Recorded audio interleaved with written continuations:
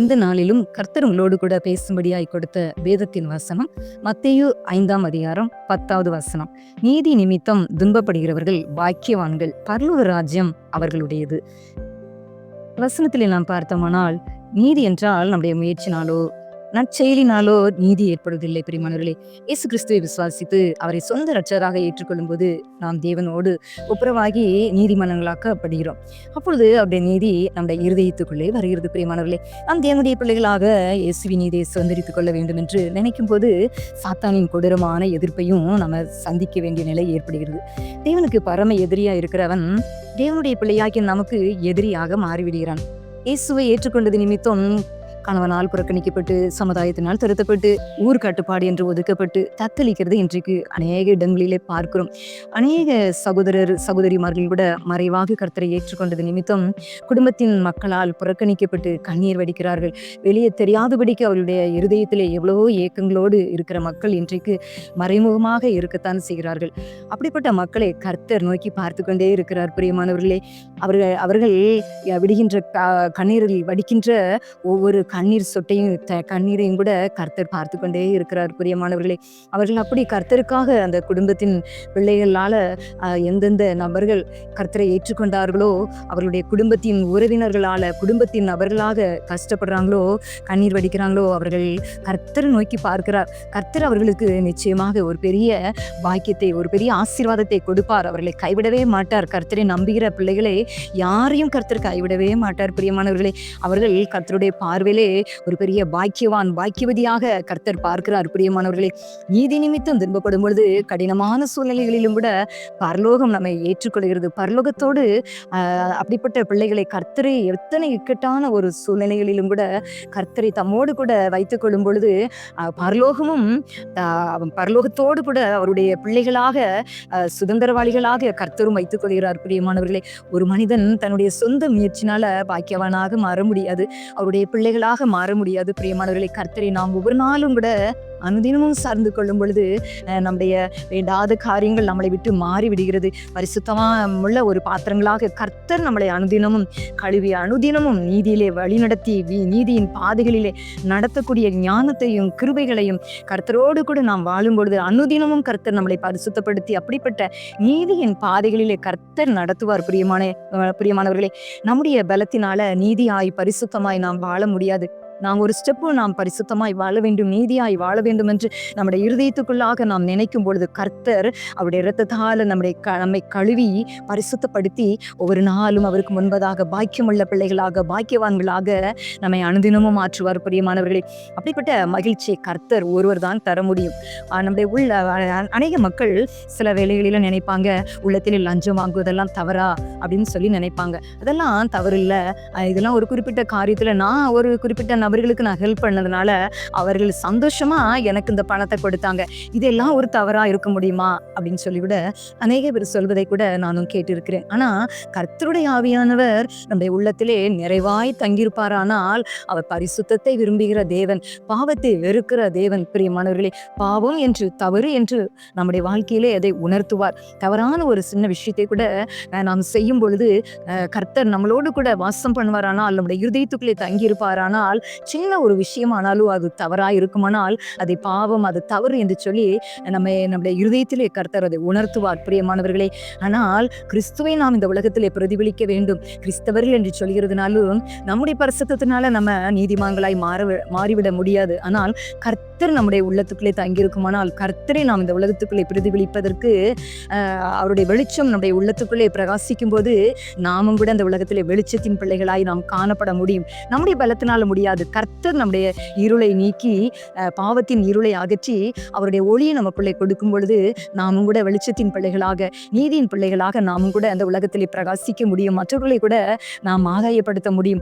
ஒரு கிறிஸ்தவன் என்ற ஒரு காரணத்துக்காக மற்றவர்கள் அவங்களை பகைத்தால் கவலைப்படாது இருந்த பிரியமானவர்களே, நீதிமானுக்கு வரும் துன்பங்கள் அநேகமாக இருக்கும், கர்த்தர் அவைகள் எல்லாவற்றிலும் நின்று அவனை விடுவிப்பார் என்று சொல்லி கூட சங்கீதம் 34:9 கூட நாம் இந்த வசனத்தை பார்க்கலாம். நீங்களும் கூட கர்த்தருக்காக உத்தமத்தோடு வாழ நினைக்கும் போது கர்த்தரும் உங்களை மறக்கவே மாட்டார். பிரியமானவர்களே, உங்களுடைய வாழ்க்கையிலே கரம் பிடித்துக் கொண்டு நடத்துவார். உங்கள் தேவைகளை சந்திப்பார். பரலோகத்தில் உங்களுக்கு மீதியான பலனை தருவார். பிரியமானவர்களே, இந்த உலகத்திலே ஒரே ஒரு வாழ்க்கை வாழுகிறோம். அந்த வாழ்க்கையிலே நாம் கர்த்தருக்கு பிரியமான ஒரு வாழ்க்கை வாழ நாம் கர்த்தருடைய பாதத்திலே ஒப்புக் கொடுப்போம். கர்த்தர் நம்மளை நடத்துவார், உங்களையும் அப்படியே நடத்துவார். நீங்களும் கர்த்தருக்காக நீதியின் பாதைகளிலே நடப்பதற்காக நீங்க வாழும்படியாக நீங்கள் தீர்மானம் எடுக்கும் பொழுது கர்த்தர் உங்களை ஆசீர்வதிப்பார். பரலோகம் அதர் உங்கள் மூலமாய் சந்தோஷப்படுகிறது.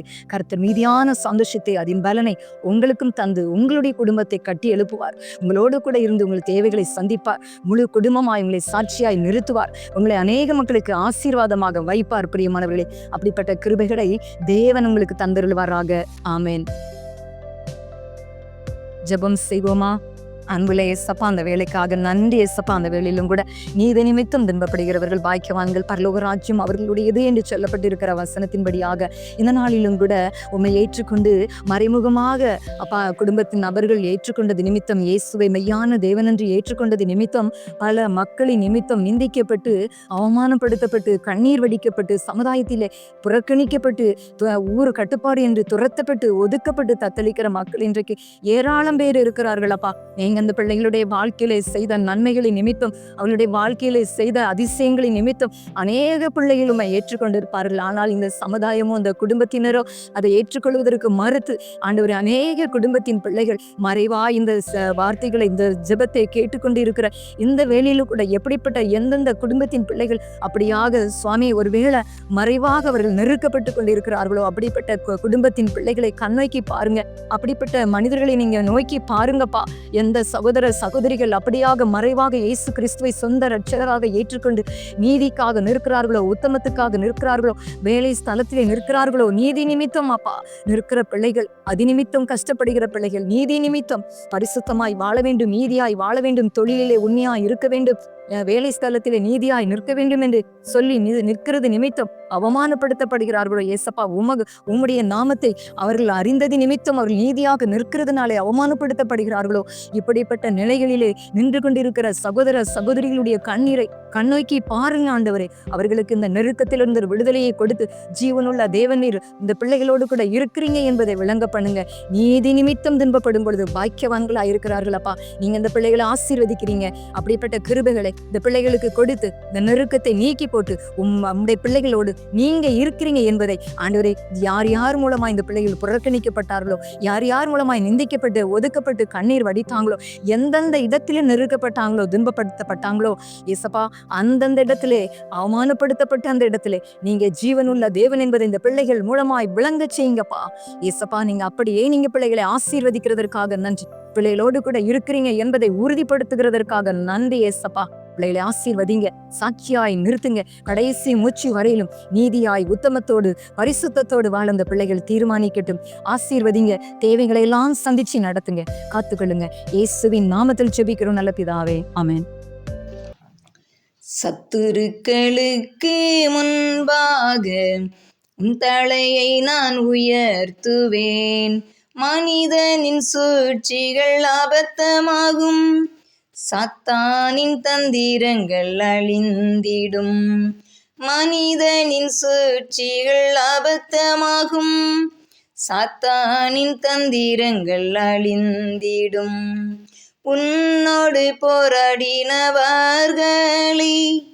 தேடியும் காணாதீருப்பாய். உன்னோடு யுத்தம் பண்ணினவர்கள் ஒன்றுமில்லாமல் பொருளாவார். உன்னோடு யுத்தம் பண்ணினவர்கள் ஒன்றுமில்லாமல் பொருளாவார். சத்துருக்களுக்கு முன்பாக உன் தலையை நான் உயர்த்துவேன். சத்துருக்களுக்கு முன்பாக உன் தலையை நான் உயர்த்துவேன்.